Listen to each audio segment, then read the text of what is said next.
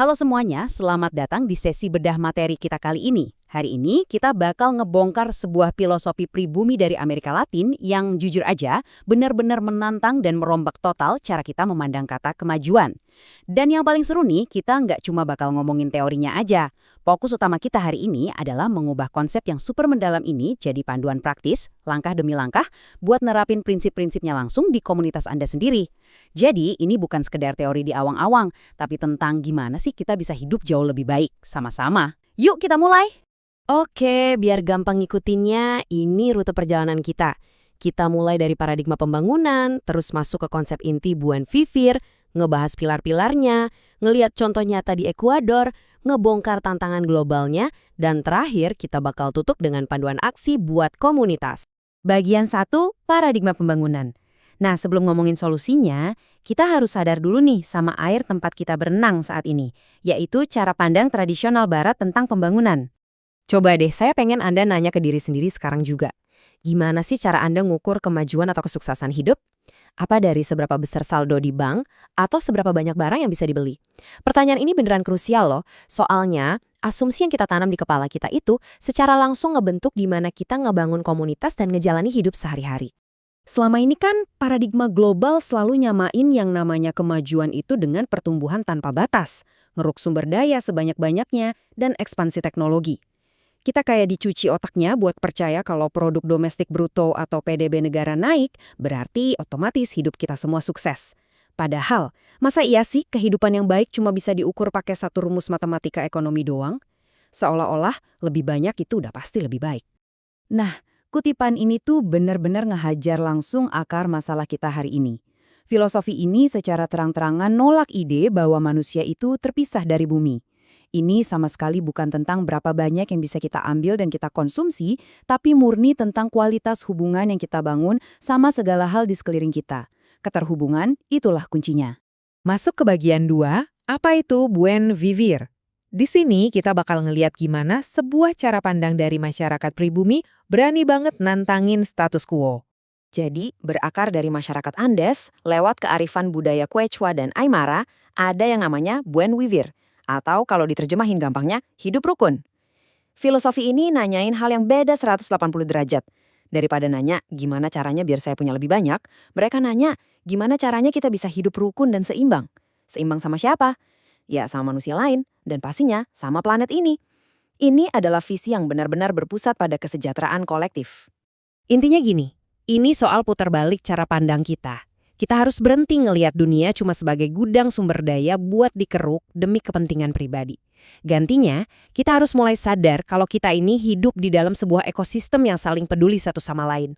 Kesejahteraan Anda itu nggak bisa lepas dari kesejahteraan komunitas dan lingkungan tempat Anda tinggal. Keduanya terikat erat.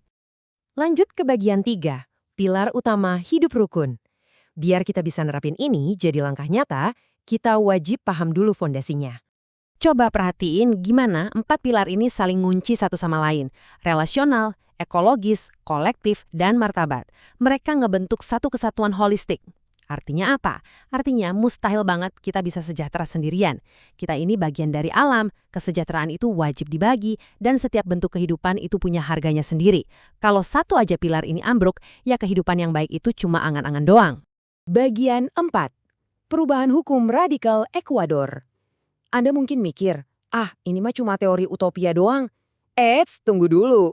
Ini beneran kejadian di dunia nyata. Terinspirasi dari pemikir kayak Alberto Acosta, negara Ekuador ngambil langkah yang super berani di tahun 2008. Mereka masukin Buen Vivir langsung ke dalam konstitusi negara mereka. Bayangin, mereka secara hukum muter haluan kebijakan publik mereka fokus ke komunitas dan alam. Jadi tujuan negaranya bukan lagi cuma sekedar ngemudahin investasi bisnis, tapi ngejar keadilan sosial dan ngerawat ekosistem. Nah, ini bagian yang paling bikin merinding sih. Ini lompatan hukum yang bener-bener nggak lagi berpusat ke manusia aja. Ekuador secara resmi ngakuin kalau bumi atau Pachamama punya hak hukum yang melekat untuk eksis, berkembang, dan nyembuhin dirinya sendiri. Alam nggak lagi dianggap cuma sebagai properti mati yang bisa dieksploitasi sesuka hati, tapi diakui sebagai subjek hukum yang hidup. Gila banget kan? Tapi, bagian 5, ketegangan dan tantangan global.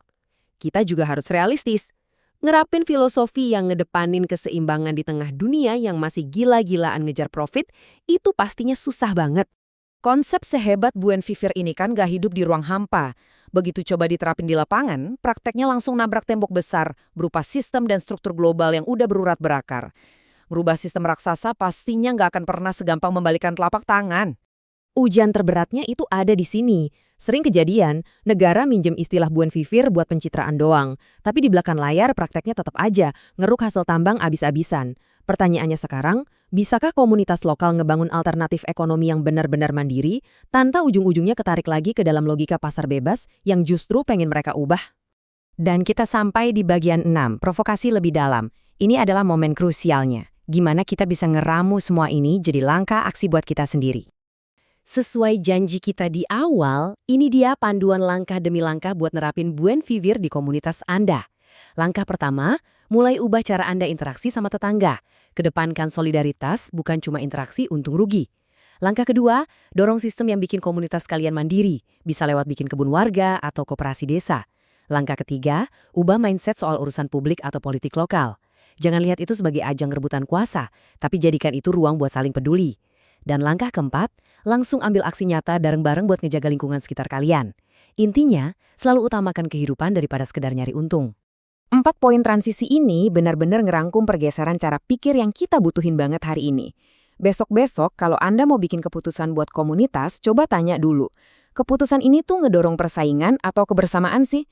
Ini cuma murni buat nyari cuan atau buat ngerawat kehidupan? Coba deh resapin pertanyaan ini baik-baik. Pertanyaan simpel ini cukup buat ngeruntuhin semua asumsi yang selama ini kita telan mentah-mentah soal apa itu kesuksesan. Ini ngebuka jalan baru buat kita ngatur cara hidup bareng. Memang bukan resep ajaib yang langsung beres, tapi ini adalah sebuah ajakan buat mulai mikir dan bertindak dengan cara yang sama sekali baru. Sebagai penutup, saya mau ninggalin satu pemikiran kuat ini buat Anda bawa pulang.